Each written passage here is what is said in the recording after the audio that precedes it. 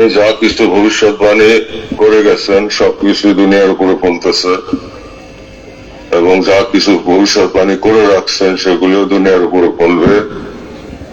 তবে মুমিন লোকের কোনো ভয় নাই, মুমিন লোক আল্লাহ কুওয়াতের কেল্লার হেফাজতে থাকবে।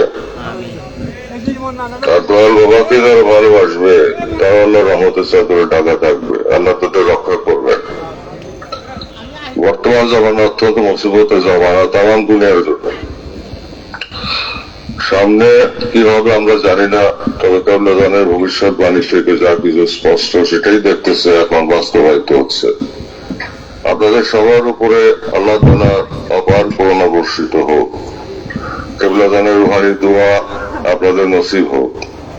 আসসালামু আলাইকুম ওয়া রাহমাতুল্লাহি ওয়া বারাকাতুহু। ভাই বোনেরা আমার, যে মহব্বতে যে ভালোবাসা আপনারা এখন উপস্থিত হয়েছে, নিশ্চয়ই আল্লাহ পাকের করুণা আপনাদের বর্ষিত হবে আল্লাহর বন্ধুর খাতিরে। তবে আজকে বলতেই হয় যে দেশে আমরা দেশের কল্যাণ চাই, দেশে শান্তি চাই। আমরা একটি বিশাল শক্তি দেশব্যাপী গ্রাম পর্যায় পর্যন্ত আর সমুদ্র নির্বাচন, কৃষক শ্রমিক মেহনতি জনতা এবং ছাত্র সমাজের মধ্যেও অসংখ্য ছাত্র, যুবক, সকল শ্রেণীর মা বোনেরা পর্যন্ত সারা দেশব্যাপী আমরা সুসংগঠিত। আজকে থেকে নয়, বিশ্বলি খাজা ফরিদপুর কেবলাদান সাহেবের আমল থেকে। কিন্তু আমরা আমাদের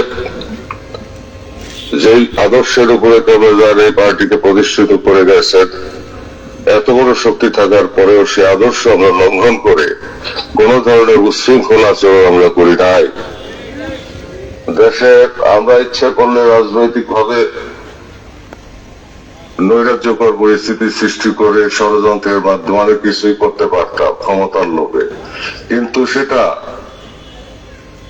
সেই ক্ষমতার লোভ বর্জন করে দেশের মানুষের সেবা, দেশের মানুষের হেফাজত, দেশের মানুষের জান মালের নিরাপত্তা, রাষ্ট্রীয় সমস্ত সম্পদকে সংরক্ষণ এবং আদব, বুদ্ধি, মহব্বত, সাহস, বিনয়, ভদ্রতা সমাজে ফিরিয়ে আনা, আত্মশুদ্ধির পথে সকলকে সাধনায়রত থাকা, আল্লাহকে জগতের সমস্ত কল্যাণকর কাজ সম্পন্ন করে আল্লাহ তাআলা আত্মশুদ্ধির মাধ্যমে মানারফা নাফসাহু ফাকাদারফা রাব্বাহু, নিজের নফসকে চিনো রবকে চিনবা, সেই শিক্ষা আমার কেবলাদান হুজুরের শিক্ষা, দয়াল নবীর শিক্ষা।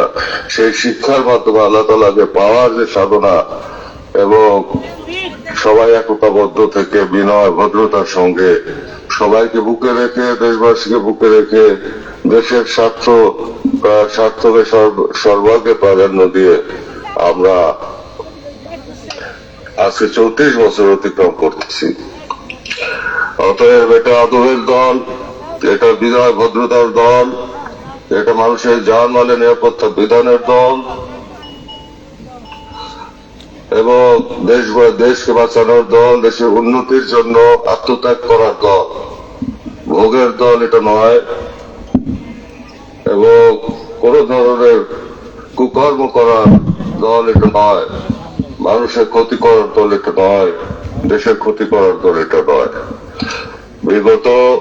বিগত ঘটনাবলী যা কিছু নিকট অতীতে হয়ে গেল, অত্যন্ত মর্মবিদারী ঘটনা, অসংখ্য যার প্রাণ, অমূল্য প্রাণ ঝরে গেল অকারণেই ঝরে গেল। খুব সহজেই যেটা মেটানো যেত, কিন্তু দুর্ভাগ্যজনক ভাবে আমার ছাত্র জনতা ভাইরা জীবন দিলেন, অনেকেই জীবন দিল বাধ্য হয়ে, পরিস্থিতির শিকার হয়ে। আমি তাদের জন্য আল্লাহর দরবারে দোয়া করি এরকম ঘটনা যেন আর না ঘটে বাংলাদেশে। আমরা যেন তাদেরকে যেন আল্লাহ তাআলা আমার দয়াল গুরু সিরায়, দয়াল নবীর তোফায়েলে আল্লাহ তাআলা যেন জান্নাতুল ফেরদাউস নসিব করেন। সেই সঙ্গে দেশের সশস্ত্র বাহিনী এই পরিস্থিতিতে দেশকে বাঁচানোর জন্য একদিকে জনতা, আর একদিক দেশের স্বার্থ, আর একদিকে নৈরাজ্যকর পরিস্থিতিতে যেভাবে সুকৌশলে সুন্দরভাবে ধৈর্যের সাথে অত্যন্ত অত্যন্ত অত্যন্ত সুন্দরভাবে যেভাবে সমস্ত কর্মকাণ্ডগুলি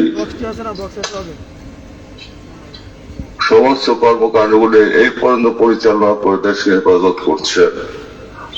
আমি আমার সশস্ত্র বাহিনীর এই কর্মকাণ্ডে গর্বিত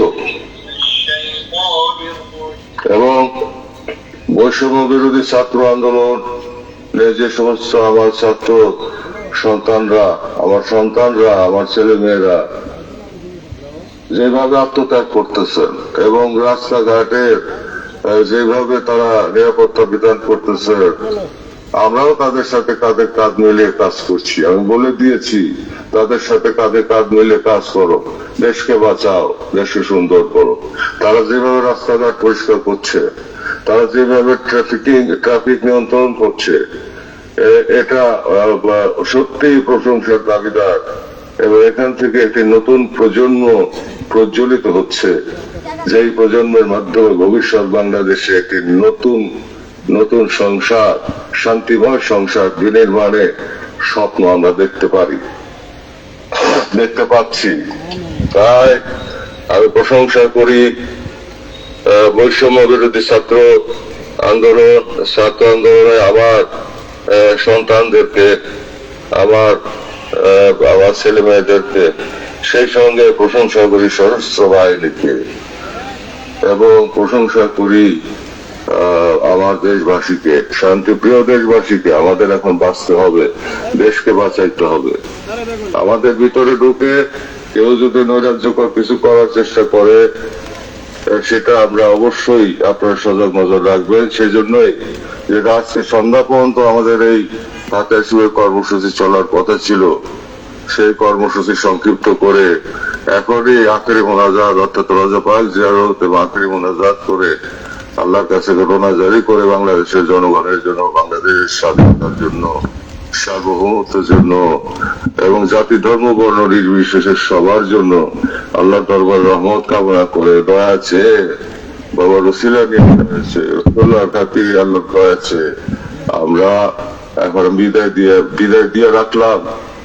আল্লাহ পাক আপনারা সবাই এখন রোজা পাক জিয়ারত হবে, আপনারা সবাই রোজা পাক জিয়ারতে শরীক হন। রোজা পাক জিয়ারতের সাথেই আখেরি মোনাজাত হবে আল্লাহ দরবার। সবাই বাবা রসিলা দিয়ে আল্লাহ দরবার আপনারা হাত তুলবেন, এবং আপনারা তার সাথে সাথে খেয়ে আপনারা বিদায় হয়ে যাবেন। কারণ বহুরূপী শয়তান কোন দিক থেকে কি করবে সেই ভিতরে সেজন্যই দেরি করা উচিত হবে না। আপনারা আসছে, আমি এত খুশি হয়েছি, সন্তুষ্ট হয়েছি যে আপনারা, আমি না ডাকতেই আপনারা চলে আসছেন। আমি তো এত ব্যাপক ভাবে আসতে বলছিলাম না, যাই হোক আপনারা না ডাকতেই চলে আসছেন। আপনারা খাজা আমার মহব্বতে আসছেন, আমার মহব্বতে তো আসেন নাই, যার প্রেমে পাগল আপনারা, তার মহব্বতে আপনারা আসছেন।